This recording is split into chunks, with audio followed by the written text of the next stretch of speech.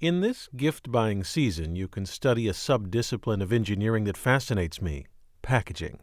A good package blends technical know-how and psychology. The engineer must understand the chemistry between, say, orange juice and its coated cardboard package, but must also grasp the emotional chemistry between the package and the consumer. In Japan, for example, fish cakes come wrapped in paper that looks like traditional handmade leaves, yet it sports a barcode. The granddaddy of all packagers is Gail Borden. Milk springs to mind when I mention Borden, which just shows how successful he was. He became interested in packaging food to make it portable after hearing in 1846 of the Donner Party. While traveling west, they became trapped by snow. Only 47 of the original 87 survived, and they did so by eating the others. This gruesome tragedy stirred Borden to action. He first tried to condense the essence of meat into a biscuit.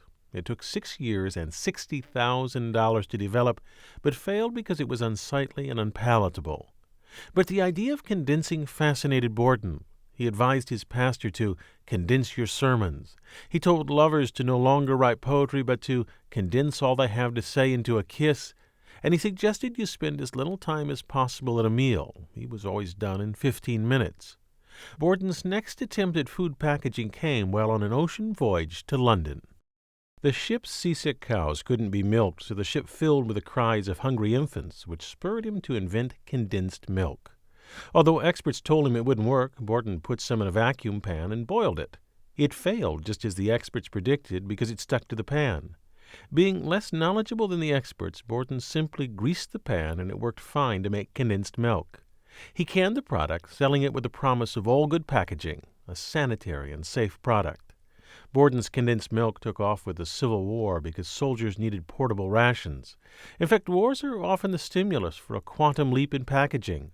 From World War I emerged cellophane. It was used for gas mask lenses. After the war, packagers used cellophane to wrap and display goods. Then World War II sparked our current state of packaging by making America excel in plastics. Saran wrap, for example, started in the war as a film to protect aircraft engines from water. And eventually, World War II soldiers had plastic canteens and containers to protect ammo, and they carried rations in plastic or foil pouches. Plastics were not the only innovation from World War II. It also introduced, of course, the nuclear age. I hope for humanity's sake that this new type of war never makes for a packaging revolution.